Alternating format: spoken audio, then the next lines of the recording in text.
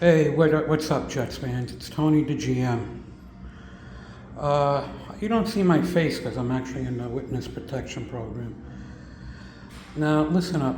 Just kidding, by the way. Uh, I'm hearing a lot of things about more from Oregon, the Ducks rising in the draft. Uh, Jet fans should learn their lesson from previous experiences. Uh, we're watching Josh Allen play every week. We're looking at an absolute clone in Aller. We watched Sam Darnold fail with the Jets because they didn't support him. We're looking at the same exact thing with Drew Aller at Penn State, not being supported, not having the right offensive coordinator, the protection, or the go-to receivers. Zero separation. We went through the Zach hype, him, jumping up the draft boards. We need to nip this in the bud right now. Moore is not a top 10 NFL draftable quarterback. He's a late round quarterback at best. This is his first complete year. There's nothing on tape that shows he could hit the route tree. Absolutely nothing. A lot of his stuff is simple, stationary receivers.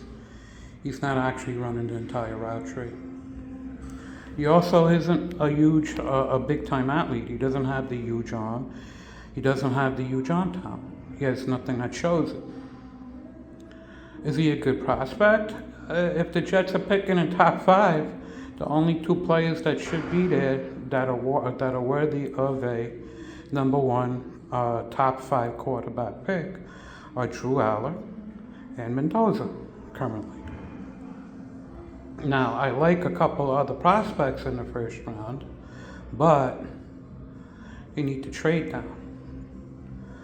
I really don't have an issue with the Jets if they can't get either Alar or Mendoza in the top 5, or I believe they'll be picking, that they trade down to the 15 range and grab a whole bunch of picks for somebody who wants Sellers or the next quarterback, which I believe is Green. I'm not reaching for anyone, but I would sell the hype on every other quarterback at that point.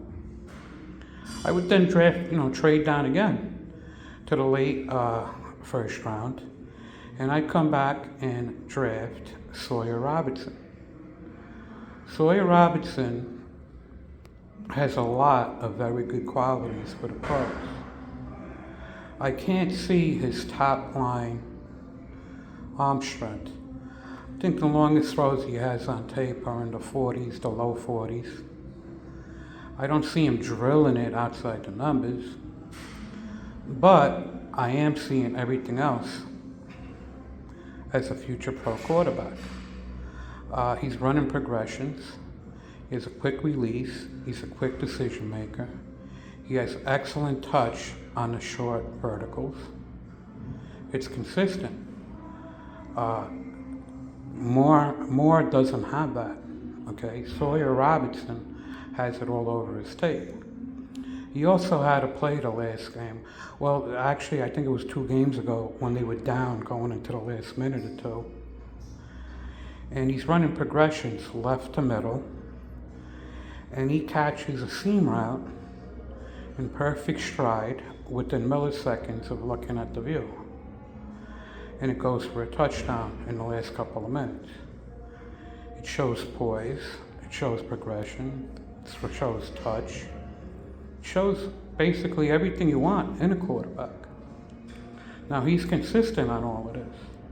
If you surround Sawyer Robertson with a quality offensive line and proper weapons, he could be a top 15 NFL quarterback.